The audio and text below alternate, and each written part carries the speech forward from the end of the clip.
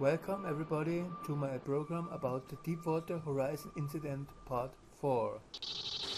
As you can see, I have mounted 2 videos on one screen now, and one video is running too fast as I made some mistakes while recording.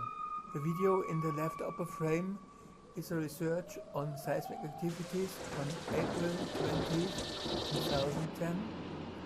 The video in the lower frame is recorded from ROV images on the BP website. What you see there is a weekend operation of the ROVs removing debris from the seaside.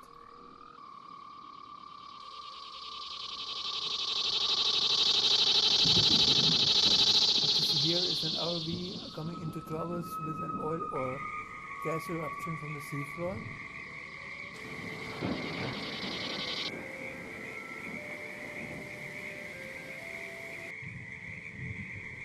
Soon you see one of my favorite videos I call Happy Fish Rock Feeds from offshore Mexican Pacific coast.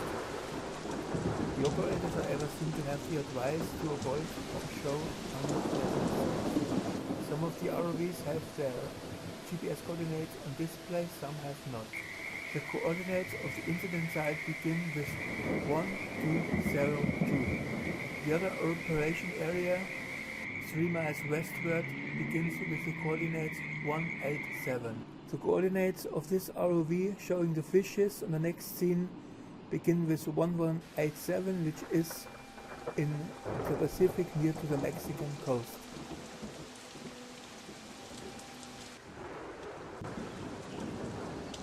Williams says there was trouble from the start. Getting to the oil was taking too long. How long did you expect it to take? We were told 21 days. How long did it actually take? We were at 6 weeks.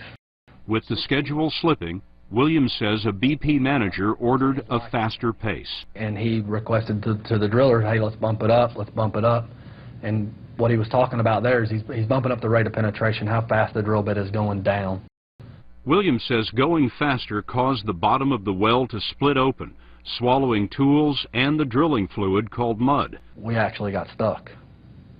And we got stuck so bad that we had to send tools down into the drill pipe and sever the pipe.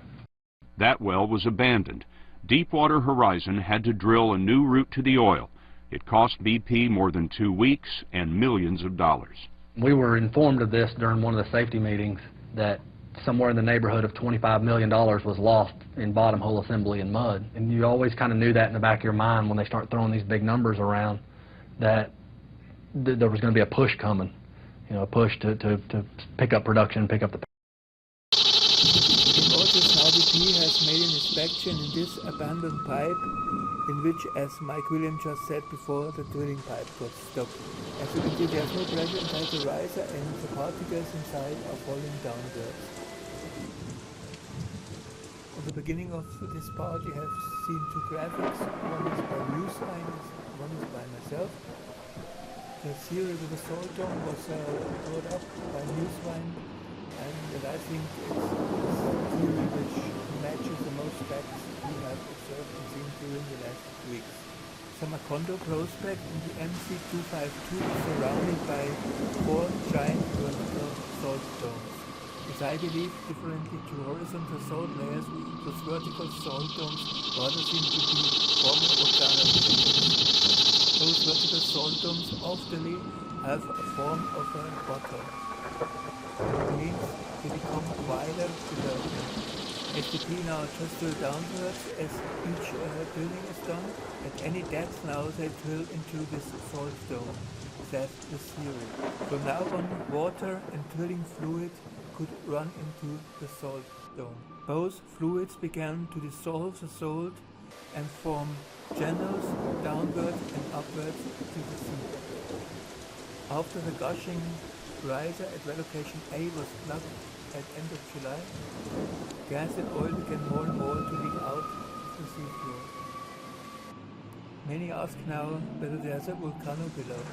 As I believe, the heat of the oil and the irregular pressure speak at least for a volcanic magma vein below that heats up the oil reservoir. because there seems not to be any pressure inside the riser. The gas pressure below the riser seems to have found a way sidewards into the formation. This happens because the specific weight of the water in the riser is higher than the weight of the column of oil, which has meanwhile surged up through the salt dome. The fact that the pressure of the gas finds its way sideward into the formation is a good proof for the salt dome theory.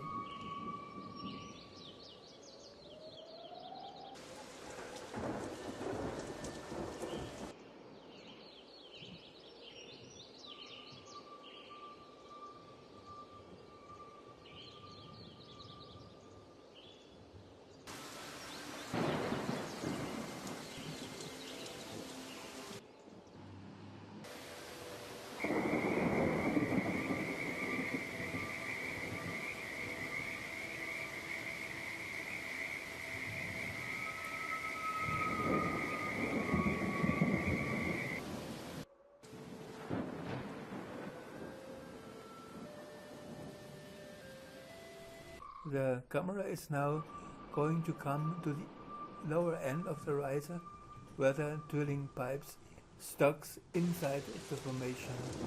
As the numbers on the display show, the camera is now at a depth of 5,012 meters below sea level.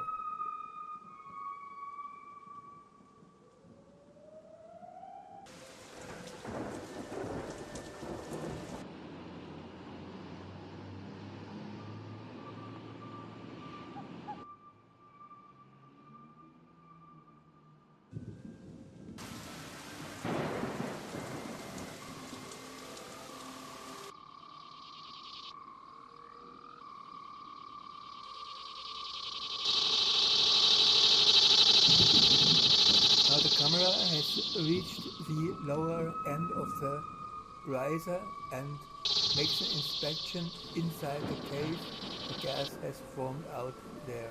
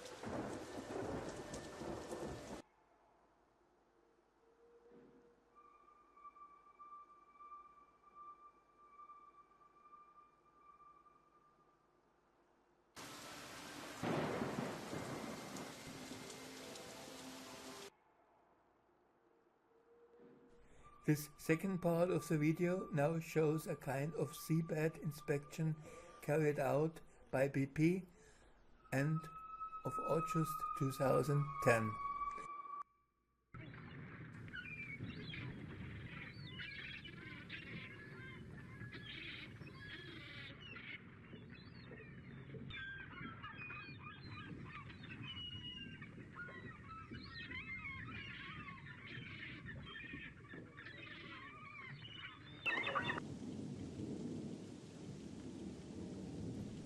I thank my viewers for watching my videos and apologize for the not very perfect audio commentary I tried here.